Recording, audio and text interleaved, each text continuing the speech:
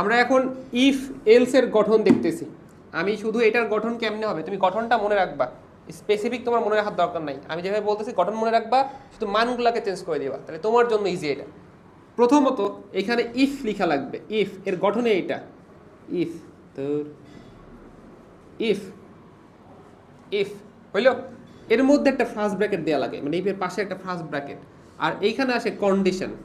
Condition একটু কষ্ট তুলে নাও, কন্ডিশন এখানের মধ্যে ফার্স্ট ব্র্যাকেট দিয়ে কন্ডিশন হয়েছে। এটা তোলো তোলো, দেরি করো না।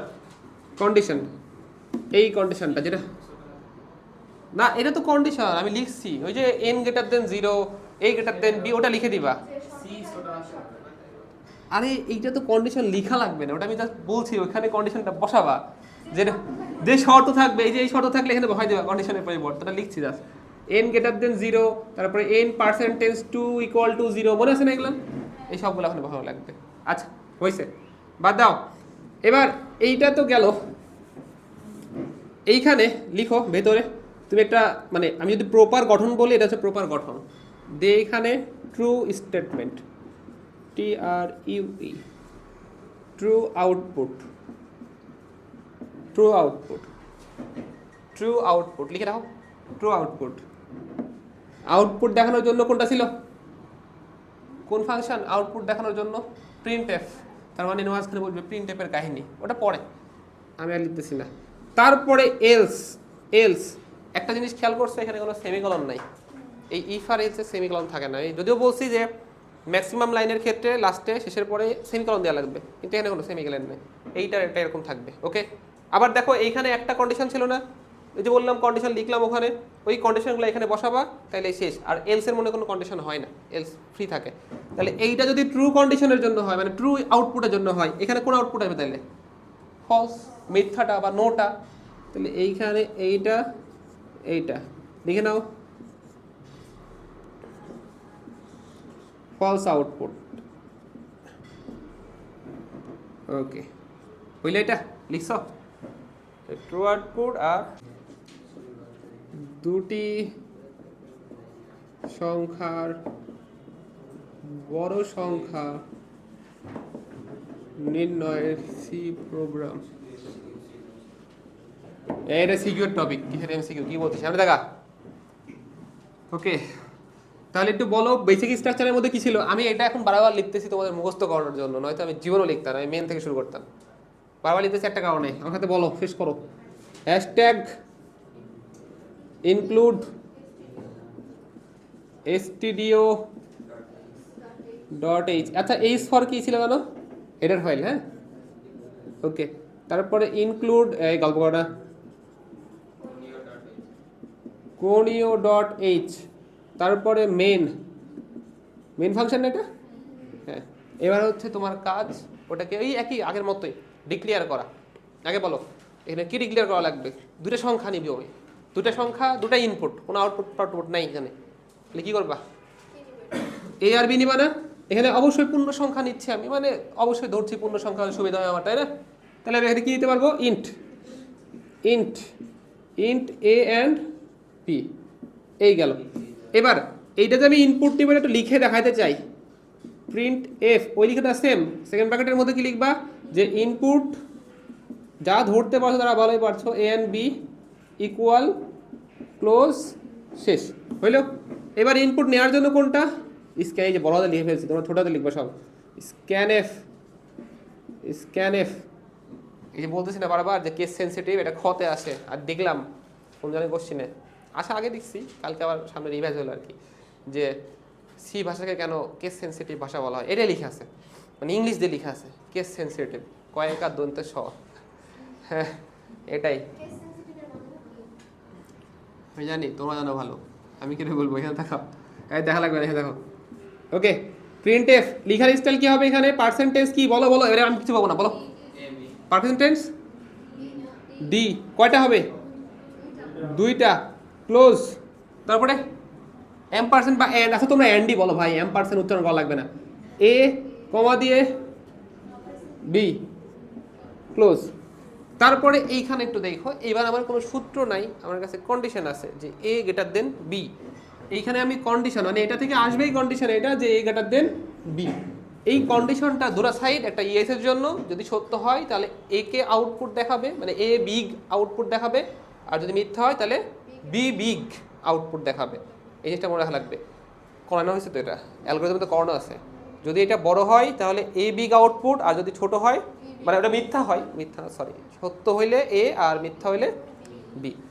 তুমি এখানে এলসিপ নিয়ে আসবা, কন্ডিশন যেহেতু আছে, যেখানে যেখানে কন্ডিশন ওখানে ওখানে এলসিপ। তাহলে তুমি এখানে এ ইফ ইফ সরি প্রথমে ইফ ইফ তারপরে ভিতরে কি লিখে লাগবে কন্ডিশন। কোনটা কন্ডিশন? এ গ্রেটার দেন বি। অবশ্যই ক্লোজিং আবার এরকম করে ঠাস করে মারিয়ে দেবো না, এটা হয় না এখানে। ওকে, পরে এর ভিতরে আমি কোন স্টেটমেন্ট লিখতে বলছিলাম? ট্রু স্টেটমেন্টটা, মানে যদি সত্য এটা থাকবে। তাহলে একটু বলো, যদি এটা সত্য হয় তাহলে কোনটা আউটপুট দেখাবে বুঝছো? এ আউটপুট দেখাবে, এ এ বিগ এই লেখাটা আউটপুট দেখাবে। তাহলে এখানে প্রিন্ট এফ খালি লিখে দিবা এ বিগ, শেষ। আমার কথা কি বুঝছো কি বলতে চাচ্ছি আমি? এই ট্রু স্টেটমেন্টটা যেটা আমি অ্যালগরিদমে করে আসছিলাম ওই অনুযায়ী করতেছি, চেঞ্জ করে না কিছু। আমার পড়ার ধারণা এটা। এই সি প্রোগ্রাম কিন্তু আমি যেভাবে করাচ্ছি বই সেভাবে থাকবে না, বইয়ের মতো করে করবে, মানে যিনি লিখছে তার মতো করে করবে। এটা চেঞ্জ করা যায়, এটা তোমার ক্রিয়েটিভিটি, তুমি কেমনে সলভ করবা, যেটা ম্যাথমেটিক্যালের মতো। হ্যাঁ, না তুই আবার তোর মতো করতে যাস না, না না এটা তো হবে না, তুই আমার মতোই করবি। বড় জোর একটু নিজের স্টাইল বানাইতে পারি শিখার পরে, এখন না। ওকে, এটা হইল। তারপরে এলস লিখে আবার প্রিন্টএফ না, আবার সেম সেকেন্ড ব্র্যাকেট, হ্যাঁ একটু লিখো। এটা আসলে ফর্মালিটিস, যখন ভেতরে অনেক কিছু থাকে তখন সেকেন্ড ব্র্যাকেট দিলে ভালো হয়। এখন আমি দিচ্ছি, এটা একটা বেসিক স্ট্রাকচার, ঠিক আছে? হইল print F B big, B big, close close. তারপর এখানে কি লিখে লাগবে লাস্টের দিকে এসে? আমি এখানে লিখতেছি গেট সিএইচ আর লাস্টে সিম্পল। এই যে এরপর থেকে এটা লিখে নিও, এইটুকু থেকে এটুকু, এই শেষ। তুমি এটুকু রান করবা, যে কোনো ইনপুট নেবা, ইন্টারনেটে আপ দেবে, একটাকে বড় দেখাই দেবে। এই লিখো, কোশ্চেন লিখে না, কোশ্চেন লিখো তারপর তুমি করো যে কোনো সংখ্যা ধনাত্মক বা ঋণাত্মক নির্ণয়ের সি প্রোগ্রামিং, কোনো সংখ্যা ধনাত্মক বা ঋণাত্মক নির্ণয়ের সি প্রোগ্রামিং। কোনো সংখ্যা ধনাত্মক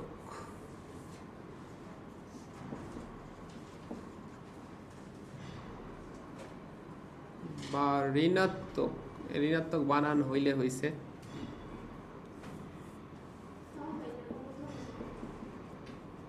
হইল নাকি কি হইল? হয়েছে তো নয়, ও এটা কি ধনাত্মক ঋণাত্মক হইল? ঠিক আছে, নির্ণয় সি প্রোগ্রাম নাও। তোমরা বলো, তোমরা লিখো, সব আছে তোমাদের কাছে। কিন্তু এখানে ইনপুট কয়টা? একটাই, এন, এন গ্রেটার দেন 0। এখান থেকে কন্ডিশন যেটা আসে সেটা হচ্ছে এন গ্রেটার দেন 0। এই হচ্ছে তোমার কন্ডিশন। বের করে আমাকে এখনই দেখো, কি চেঞ্জ করবো? সব এটাই থাকবে, খালি চেঞ্জ হবে টুকটাক চেঞ্জ। যেমন এখানে এন পজিটিভ এন নেগেটিভ, এই লেখাটা লিখলেই এটার কাজ শেষ। তারপরে এখানে টুকটাক চেঞ্জ আছে, এটা করে দেখো, এখন শেষ করো। ইনপুট এন, হ্যাঁ ইন্ট এন, প্রিন্ট এন, হ্যাঁ পার্সেন্টেজ ডি। ওকে, এটা দিয়ে কি করবা? আগাও। প্রথমত এইখানে আমি যদি বলি একটা সংখ্যা নিব আর ওইটা ধনাত্মক নাকি ঋণাত্মকের, এই সেম সব কিছু, খালি একটা সংখ্যা চেক করতে যাচ্ছি ওটা ধনাত্মক নাকি ঋণাত্মক। তাহলে ইনপুট কয়টা হবে? একটা। তাহলে এখানে এন দিয়ে এখানে ক্লোজ হইল। এখানে সেম ভাবে তুমি আর দুটা প্রয়োজন নাই, শুধু কি লিখবা এন, এন ইকুয়াল টু কত হচ্ছে সেইটা। তাহলে এখানে কি দুটা পার্সেন্টেজ দেওয়ার দরকার আছে? না, শুধু একটা পার্সেন্টেজ ডি, আর এইখানে শুধু থাকবে কোনটা? এন। এইটারও দরকার নেই, হয়ে গেল। পরে এইখানে কন্ডিশনের মধ্যে আবার কি আসবে? N greater than 0। তারপরে এইখানটাতে এই যে এইটাই, তুমি এইটাকে নর্মালি জাস্ট লিখে দিবা n positive, n positive positive, আর এখানে আসবে এন নেগেটিভ। একই জিনিস সব, কোনো পার্থক্য নাই। লিখে নাও এন নেগেটিভ, ভালো করে লিখ।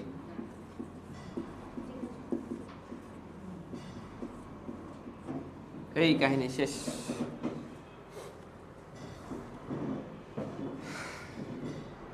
এবার আরেকটা,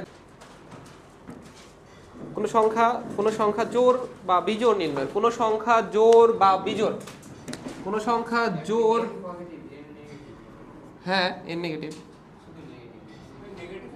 ওই এন আর নেগেটিভ পাশাপাশি হয়ে গেছে, এই এখানে এখানে মনে করো, এই তো যা জোর জোর হয়ে গেল যে জোর দয়বিন্দু না, আর এটা কি হবে বিজোড় না বেজোড়, কি হয় বিজোড়, বিজোড় নির্ণয়ের সি প্রোগ্রাম লিখো। তুমি জানো একটাই সংখ্যা নিবা, আমি কন্ডিশনটা একটু বলে দিচ্ছি নাও for your kind information. n% 2 equal to কি হবে 0, ইকুয়াল টু 0, এই যে ডাবল ইকুয়াল টু 0 নাও ফেটে রাখিস, এটা করে দেখো একই জিনিস, কোনো পার্থক্য নাই, তুলে রাখো কারণ এটা আলাদা করে করানো হয়েছিল। দেখাও পরিবর্তন শুধু এইখানে, ওইখানেও এন, এখানেও এনই ছিল, এন মানে ডেটা টাইপ এনই থাকবে, এইখানেও এনই থাকবে, এইখানেও পার্সেন্টেজ ডি এনই থাকবে, কারণ চলক তো সেম। তাহলে চেঞ্জ শুধু এইটুকু, কন্ডিশনটুকু ওই একই কথা, তুমি just %2 equal to 0, sorry double equal to 0, double equal to 0, আর এইখানে এখন এন কি আসবে ইভেন, আর এইখানে অড, এইটুকু জিনিস এন অড। কঠিন মনে হচ্ছে কি আমি কঠিনভাবে শিখালাম?